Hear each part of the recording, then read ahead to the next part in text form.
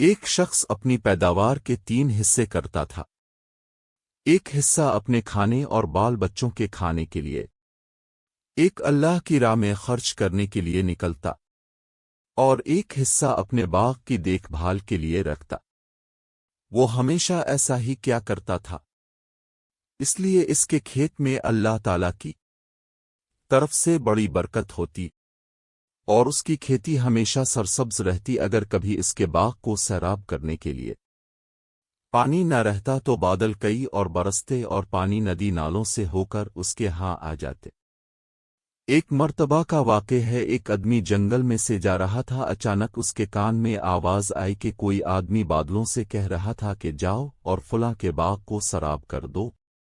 بادلوں کو حکم دینے والے شخص نے باغ کے مالک کا نام بھی لیا، چنانچہ وہ بادل وہاں سے ہٹ کر ایک پتھریلی زمین پر خوب موسلا دھار بارش برسائی۔ وہ پانی بہہ کر ایک نہر میں جا پہنچا۔ وہ نہر اس آدمی کے باغ میں آتی تھی۔ اب وہ آدمی جو جنگل میں بادلوں کا منظر دیکھ رہا تھا، وہ اس بہتے ہوئے پانی کے ساتھ ساتھ چل پڑا، یہ دیکھنے کے آخر یہ پانی کس کے باغ کو سیراب کرتا ہے، آخر یہ ماجرا کیا ہے اور یہ کس بزرگ کی کرامات ہے۔ وہ آدمی نہر کے کنارے کنارے چلتا ہوا اس باغ تک جا پہنچا، اور نہر سے ہو کر اب یہ پانی نالوں کے ذریعے اس کے باغ میں آنے لگا اور باغ کو سیراب کرنے لگا۔ اس باغ میں ایک بزرگ پانی کو ادھر ادھر بکھر گئے تھے تاکہ پانی پورے باغ میں پھیل جائے۔ اس راگیر مسافر نے ان سے دریافت کیا کہ حضرت آپ کا نام کیا ہے؟ اس بزرگ نے وہی نام بتائیے جو اس مسافر نے بادلوں میں سنا تھا۔ بزرگ نے پوچھا کہ بھائی اب میرا نام کیوں دریافت کر رہے ہیں؟ کہ آپ کو مجھ سے کوئی کام ہے؟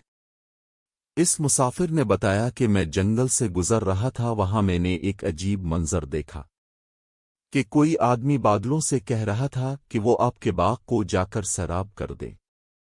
اس آدمی نے آپ کا نام بتایا تھا، وہ بادل کہی اور برسا، لیکن نہر کے ذریعے پانی آپ کے باغ میں آ پہنچا۔ یہ عجیب و غریب منظر دیکھ کر اس کی حقیقت جاننے کے لیے اس بہتے پانی کے ساتھ ساتھ چلتا آیا کہ دیکھو کہ وہ کیسے بزرگ ہیں جن پر یہ خاص نظری رحمت ہے۔ پھر اس مسافر نے پوچھا کہ حضرت اب کیا کرتے ہیں کہ اس باغ کو سیراب کرنے کا غیبی انتظام ہو جاتا ہے؟ اس پر ان بزرگ نے بتایا، اس باغ سے مجھے جو کچھ بھی ملتا ہے میں اس کے 3 حصے کرتا ہوں۔